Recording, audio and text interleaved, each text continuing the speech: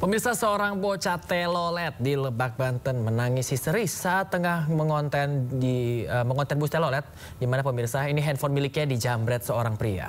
Warga menduga pria tersebut sudah lama mengintai anak-anak yang tengah asyik mengabadikan momen suara telolet tersebut.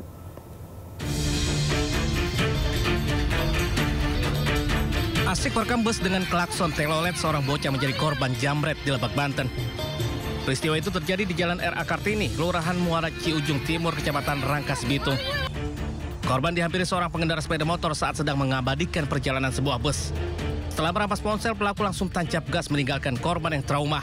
Meski sempat diteriaki maling, pelaku akhirnya bisa melarikan diri. Lagi videoin buat telolet. Nah, ada seseorang bapak bawa motor Supra. Dia ngambil dari arah ini, dari lampu merah. Nah, dia ngejamret HP anak kecil itu. Dan saya ngejar udah kejauh gitu. Peristiwa serupa bukan pertama kali terjadi di Rangkas Bitung. Pelaku diduga sudah sering melakukan kejahatannya.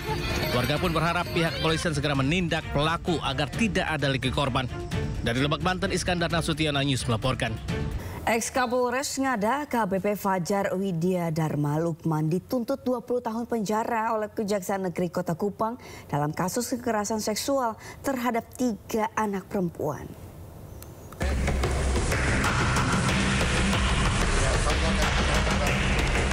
Dalam sidang yang berlangsung secara tertutup di Pengadilan Negeri Kelas 1 A Kupang, JPU menuntut ex-Kapolres Ngada dengan hukuman 20 tahun penjara dan denda sebesar 5 miliar. Terdakwa juga diwajibkan membayar restitusi sebesar 359 juta. Menanggapi tuntutan jaksa, kuasa hukum terdakwa merasa keberatan dan akan menyampaikan pembelaan pada persidangan berikutnya yang dijadwalkan pada Senin 29 September mendatang. Sebelumnya, kasus AKBP Fajar mencuat ke publik setelah dirinya ditangkap Propam Mabes Polri pada 20 Februari lalu. AKBP Fajar ditangkap usai dilaporkan otoritas Australia terkait keterlibatannya atas penjualan konten video porno anak di bawah umur di salah satu situs dewasa. Dari Kupang, Nusa Tenggara Timur, Eman Suni, iNews melaporkan. Pemirsa, Kapolri Jenderal Listio Sigit Prabowo membentuk tim transformasi reformasi Polri. Tim ini terdiri dari 52 anggota perwira menengah hingga perwira tinggi Polri.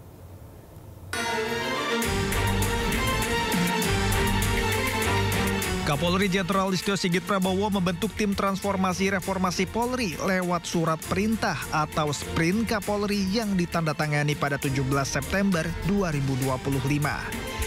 Dalam surat ini, Kapolri memerintahkan 52 anggota perwira menengah dan perwira tinggi Polri dengan pangkat AKBP hingga Jenderal.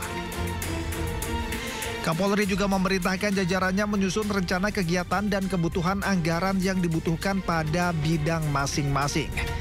Kapolri berharap tim ini bisa mengakselerasi perbaikan Polri sesuai harapan masyarakat. Sebelumnya, Menko Kumham IMIPAS Yusril Iza Mahendra menyatakan Presiden Prabowo Subianto sudah menyiapkan Kepres terkait pembentukan Komisi Reformasi Polri. Kalau itu memang sudah disiapkan Kepresnya dan mungkin akan segera dilantik ya sehari 2 hari ini, dan kita lihatlah dalam Kepresnya nanti berapa lama dia diberikan tugas untuk menyelesaikan rumusan-rumusan tentang reformasi yang harus disampaikan kepada Pak Presiden itu.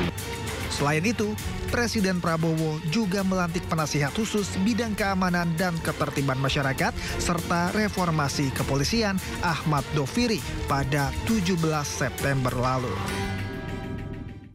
Ketua Penasihat Ahli Kapolri, Komisaris Jenderal Polisi Purnawirawan Ito Sumardi menyatakan bahwa Polri sudah melakukan reformasi jauh sebelumnya. Ya, Ito juga menegaskan jika ingin mereformasi Polri harus dari dalam tubuh institusi Polri sendiri, bukan dari pihak lain yang tidak mengetahui institusi Polri. Kalau dikatakan polisi harus direformasi, kita sudah melakukan reformasi. Sekarang yang paling penting adalah bagaimana mentransformasi secara mendalam norma-norma yang sudah disusun di dalam reformasi birokrasi kita itu dilaksanakan secara konsekuen. Kalau tidak, maka terapkanlah sanksi yang tegas kepada anggota yang ini. Nah, kembali lagi ya Mas Lukman ya, anggota polisi ini kan sama dengan masyarakat. sama susahnya. Mereka juga kondisinya mereka juga tidak lebih baik dari masyarakat yang mendemo. Tapi karena sumpah jabatan mereka untuk melindungi, mengayomi kepada masyarakat ya demi tugasnya sebagai anggota polri, mereka harus melakukan sesuatu yang pasti di dalam kegiatan tersebut mungkin ada hal-hal yang dianggap secara sepihak ya melanggar HAM. Nah, adakah daripada pemerhati HAM itu juga melihat ke rumah sakit polisi anggota kita yang luka bakarnya sampai lebih dari 30%. Ada anggota kita yang kepalanya bocor, robek semuanya. Saya nggak lihat itu dari pemerhati HAM ke sana. Yang dilihat hanya masyarakat saja. Ini kan nggak ada. Polisi memang bukan manusia kan. Polisi kan manusia, bukan robot. Kalau robot mungkin oke lah. Nah ini ibaratnya mobil. Mobil ini rusak. Ya ada satu mobil atau rusak atau mungkin ada satu yang nggak benar ya jalannya. Masa yang benerin bukan montir, tidak punya latar belakang montir. Gimana nanti bentuknya mobil itu kalau yang disuruh benerin orang yang nggak ngerti tentang mobil itu. Ibaratnya sekarang kalau memang mau ada reformasi, ayo mari bersama-sama dengan Polri. Jadi tidak bisa namanya orang yang tidak paham tentang Polri, tidak pernah jadi anggota Polri, tidak tahu sejarahnya Polri, kemudian melakukan reformasi. Yang ini tentunya harus menjadi satu perhatian. Dan kita berharap Pak Jenderal Doviri itu beliau sebagai penghubung antara Polri dengan Bapak Presiden bisa menyampaikan ini. Tapi kita sudah punya konsep, Mas. Kita maraton dari kelompok atau dari kelompok kerja untuk reformasi Polri. Reformasi ya, dan reformasi ini diketuai oleh Komjen Krisnanda, dan saat ini kita sudah membuat crash program, kita membuat yang akan kita serahkan kepada Bapak Prabowo sehingga yang membenahi tahu dalam badan kita sendiri. Pemirsa, Menteri Desa dan Pembangunan Daerah Tertinggal Mendes PDT Yandri Susanto mengungkap adanya desa yang di Bogor ini yang dijadikan jaminan utang ke bank. Desa tersebut adalah Desa Sukaharja dan Desa Sukamulya, Kecamatan Sukamakmur, Kabupaten Bogor, Jawa Barat.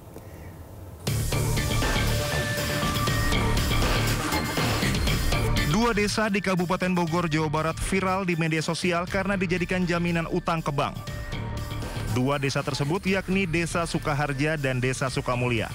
Kedua desa terletak berdampingan yang berada di Kecamatan Sukamakmur, Kabupaten Bogor, Jawa Barat yang merupakan desa pemekaran dari Desa Sukawangi.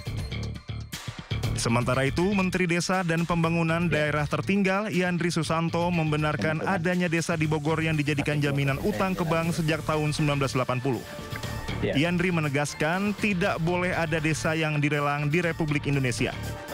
Hal ini disampaikan oleh Menteri Yandri dalam rapat bersama Komisi 5 DPR RI di Komplek Parlemen Jakarta. Jadi desa ini berdiri sebelum Indonesia merdeka. Tahun 80 ada seorang pengusaha minjam duit ke bank yang jadikan agunan desa, Pak. Sekarang desa dilelang. Sudah dikasih plang bahwa akan disita. Saya sudah para pihak, Pak. Nggak boleh di Republik ini ada desa yang dilelang. Udah saya lakukan pendekatan keras ini, Pak. Masa 9 plus 62 rakyatnya akan diusir? Tidak boleh. Di Bogor dekat sama kita. Dua desa menjadi agunan. Jadi bagaimana dulu penting ini hari ini legacy buat kita. Kemudian komplek tenurial Desa Sukaraja, Kecamatan Sukamakmur, Bogor, Provinsi Jawa Barat. Ini dengan korporasi. Menurut Kepala Dinas Pemberdayaan Masyarakat dan Desa Jawa Barat, Ade Afriandi, persoalan ini diawali dari sengketa lahan sitaan bantuan likuiditas Bank Indonesia atau BLBI dari terpidana atas nama Li Darmawan. Pinjaman itu dijaminkan dengan tanah adat seluas 406 hektar yang berada di Desa Sukaharja. Tim Liputan Anyus melaporkan. Menanggapi wilayah yang dilelang karena dijadikan jaminan hutang oleh pihak swasta, pemerintah Desa Sukawangi angkat bicara. Ya, menurut Kepala Desa Sukawangi bukan dilelang, melainkan diklaim oleh Kementerian Kehutanan.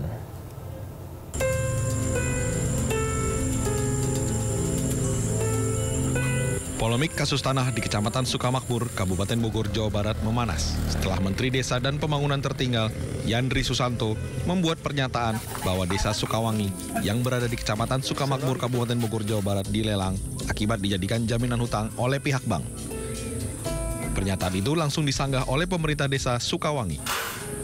Pihaknya menyebut bahwa tanah yang berada di desa Sukawangi bukan diklaim oleh swasta, melainkan oleh pihak Kementerian Perhutanan RI. Kalau desa Sukawangi itu diklaim oleh Kementerian Kehutanan bahwa tentang penetapan kawasan hutan, kelompok hutan Gunung Hambalang Barat dan kelompok hutan Hambalang Timur dengan luas 8.961,98 hektar, termasuk desa Sukawangi ini. Desa Sukawangi ini diklaim sama SK tersebut itu satu desa berarti. Budianto menambahkan, di Kecamatan Sukamakmur sendiri memang ada 2 desa yang dilelang oleh pihak swasta. Akibat dijadikan pinjaman hutang kepada pihak bank, namun desa tersebut berada di Desa Sukaharja dan Desa Sukamulya, yang saat ini sejumlah tanah milik warga dipasangi pelang. Dari Kabupaten Bogor, Cahyat Supriyatna, iNews melaporkan. Dan Puspom TNI Majen TNI Yusri Murianto mengatakan prajurit TNI berinisial DAF telah berdamai dengan pengemudi ojek online di Kota Pontianak yang diduga dipukulinya. Ya, namun penyidikan tetap dilanjutkan. Dan Puspom membenarkan adanya insiden anggota TNI memukul seorang pengemudi ojol di Pontianak, Kalimantan Barat pekan lalu. Yusri menduga insiden terjadi karena prajurit dimaksud terbawa emosi di jalan raya.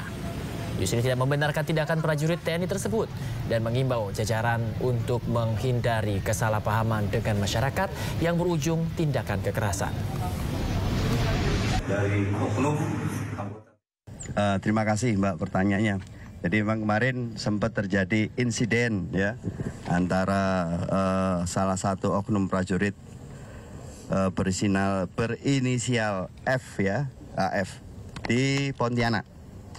Jadi perlu saya sampaikan bahwa kedua belah pihak sudah berdamai ya. Jadi pelaku dalam ini mungkin ya ini kan terjadinya di jalan ya, di jalan mungkin karena emosi atau apa sehingga terjadi pemukulan. Ya sebetulnya itu tidak boleh ya. Tapi kedua belah pihak sudah berdamai, tetapi proses penyidikan berlanjut.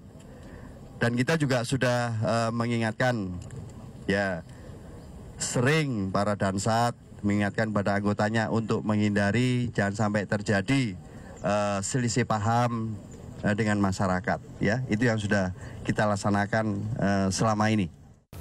Ya, polisi masih menyelidiki penyebab kematian bocah di kamar kos kawasan Penjaringan, Jakarta Timur. Dugaan sementara korban tewas akibat dianiaya.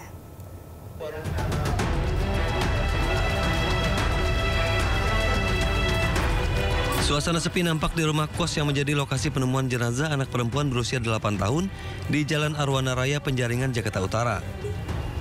Penemuan jasad korban berawal dari warga yang mencium bau tak sedap dari rumah kos sejak 4 hari terakhir. Diketahui korban tinggal bersama sang ibu, namun saat penemuan jasad sang ibu tidak berada di lokasi. Dugaan sementara korban tewas akibat dianiaya. Hingga kini polisi masih memeriksa 5 orang saksi dan menggali keterangan orang tua untuk mencari penyebab kematian korban.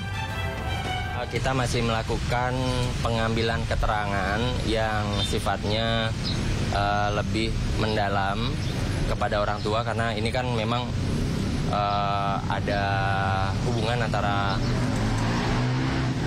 anak yang ditemukan dalam kondisi mayat. Tentunya kondisi emosional dan lain-lain dari orang tua ini perlu kita pahami juga nuansa kebatinannya, sehingga kita harus pelan-pelan dan bertahap juga melakukan pengambilan keterangan. Sebelumnya warga Jalan Arwana Raya, Kelurahan Pejagalan, Kecamatan Penjaringan, Jakarta Utara digegerkan dengan penemuan jasad bocah perempuan di sebuah kamar kos. Tim Liputan iNews melaporkan.